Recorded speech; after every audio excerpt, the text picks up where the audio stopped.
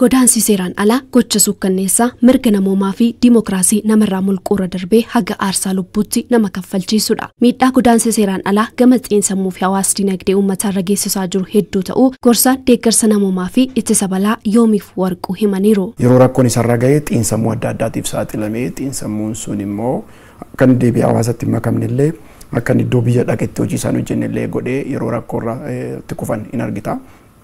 Kanarraan addas immoo akka hawaasaattis hawaasni keenya qabeenya isaa waan qabu gurgureetti kan inni ijoollee isaa yookaan immoo nama deemu sana ergu firarraas qarshii liqeeffatee yeroo inni ergu in argita. Kaffaltii kee dhorkamuu reebamuu rakkoo xiinsammuu irra ga'uun siif ol kaadha jechuudha. Seera qabeessa waan hin taaneef achittis mirgatti nama gaafattuu hin qabdu seeraan ala dhufte waan ta'eef. Kanaaf akkuma hattuuni dallaaraan qeenama adda seenteen booda rukutamtellee maal jetteetu maana rukuttaetti.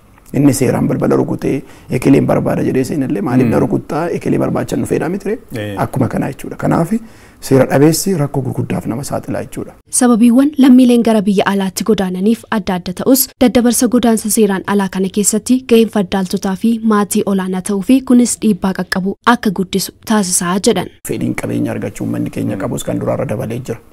Kanarraan kan ka'e hawaasni keenya immoo yoo ilaalte qabeenya irratti xiqqoo gadi bu'aa yookaan immoo iyyummaan kunis nuumiteeti kan ishiin jirtu. Sanarraan kan ka'e dallaalaan amma carraa sana fayyadamaa jechuudha. Carraa sana fayyadamee akka itti daftee qabeenya horattu karaa gabaabaadhaan akka itti argattu fakkeesse sitti himaa jechuudha. Amma dallaalonni sun yeroo ijoollee kee sirkaa fuudhan yookaan immoo maatii tokkotti rakkoo dhimma godaansa seeraan alaa kana himanii fakkeenya isaan fudhataniif jira. Ilmi gammachuu kan inni tolaa biyya kana deemeetu achi taa'ee as dhufee konkolaataa bitatee lafa bitatee mana bitatee siin jedhu. Yeroo sana maatiin rakkoosa kan biraa of keessaa balleesseetu waanuma ta'e deemee siin jedha jechuudha. Garuu kan dallaalonni sun sitti himanii wanta fakkeenya sobaas ta'uu danda'a, fakkeenya nama tokkoo ta'uu danda'a. Nama 100 keessaa namni tokko akka carraa ta'ee waan guddaarra ga'uu danda'a. Nama 100 keessaa immoo namni 50 rakkoo cimaa keessa ga'uu danda'a. Inni kaan immoo akkuma kana rakkoo dhaaf saaxilamuu dhiisuu danda'a sun jechuudha. Kanaaf isa milkaa'eef fakkeenya godhachuudhaan waan sitti himatuuf hawaasni keenya tokkoffaan sanaan golgamaa jechuudha waan bira kaa'ee reeguu dhiisaa jechuudha. Miidhaa daddabarsa godaansa seeraan alaan dhufu hir'isuu fi lammiileen karaa seera qabeessaan deemanii hojii akka hojjetaniif mootummaan haala mijeessaa jiraatus rakkoo hubannoo gahaa dhabuutiin namoonni karaa seeraan alaa godaanuu filachuun rakkoof saaxilamaa akka jiranis eeraniiru. Hubannoon hawaasni keenya seera qabeessummaaf seera dhabeessummaa irratti qabu laafaa ta'uu isaati kan inni mul'isu. Amma carraanumti mootummaan iddoo adda addaatti kennu mataan isaa iyyuu yoo si hammachuu baate yoo nan hammatu itti yaadde yoo immoo durumayyuu seerri kun sirrii miti jettee sammuu keetiin ilaalaa deemaa taate sanaaf hin saaxilamta jechuudha. Kanaaf isaan kana wal bukkee qabdee ilaaltu akka seeraan alatti fufuu fi namoonni qarshii guddaa kaffalanii akka deeman kan godhu isa. Inni kaan namni keenya qabeenyaaf hin jarjaraanuma dabalatee siis dabalatee qabeenya argachuu hin jarjartaa. Seerri immoo waan seeraa immoo yeroo baay'ee koorsii qaba, adeemsa qaba. Tokko lama sadii jettee deemtaa jechuudha. Fakkeenya paaspoortii baastaa, imbaasii sana deemtaa, tireeningii fudhattaa, yeroon eeggattu jira dheeraadha. Ati immoo waa horachuuf jarjarta. Kana gidduutti dallaalaan maal sin jedha?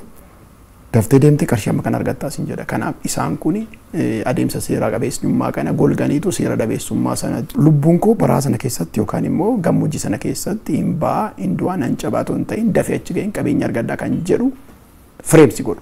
Mootummaan yeroo ammaa sababa godaansa seeraan alaa rakkoo fi gidiraa lammiilee irra gahaa jiru hambisuuf carraa hojii uumuu ogummaan ga'umsuu fi leenjii kennuudhaan karaa seera qabeessaan deemanii hojiitti akka bobba'aniif hojjechaa jiraachuu kaasuun dargaggoonni karaa seeraan alaa godaanuun waan hin hafneef rakkoo kan hambisuuf fooyyessi seeraa fi imaammataa barbaachisaadha jedhu gorsaan deeggarsa namoomaa fi ittisa balaa obbo Yoomiif Warquu. Adeemsi qaamolee seeraa kun xiqqoo ol ka'uu qaba. Fakkeenyaaf namni nama kana erge akkamiin adabama, akkamiin qabama, akkamiin immoo hordofama kan jedhu kuni baay'ee murteessaadha. Fakkeenyaaf amma sooshaal miidiyaa irratti amma argite namoota biyya Kaanaadaatti hin ergina, Ameerikaatti hin ergina yookaan biyya kanatti ergina jedhanii bilbila isaanii, imeeli isaanii hin kaa'u. Otoo namoonni kun hin to'atamu ta'ee yookaan immoo hin hordofamu ta'ee namoonni sun maaliif fuullee ba'anii hin dubbatan jechuudha. Kanaaf haalli to'annoo keenyaa fi adeemsi seeraa nuti qabnu biyya kanatti xiqqoo laafaadha jechuudha. Kanaaf inni olaanaaf inni guddaan tokko kana. Inni ittaanu immoo amma poolisii qabaachuu qabna nuti waan maayigireeshinii kana faana wal qabatu illeegaal maayigireeshinii kana faana wal qabatu seera cimaa qabaachuu qabna jechuudha. Achi jalatti adeemsi seeraas, adeemsi hirmaannaa hawaasaas, adeemsi hirmaannaa qaama mootummaas ni ilaalama.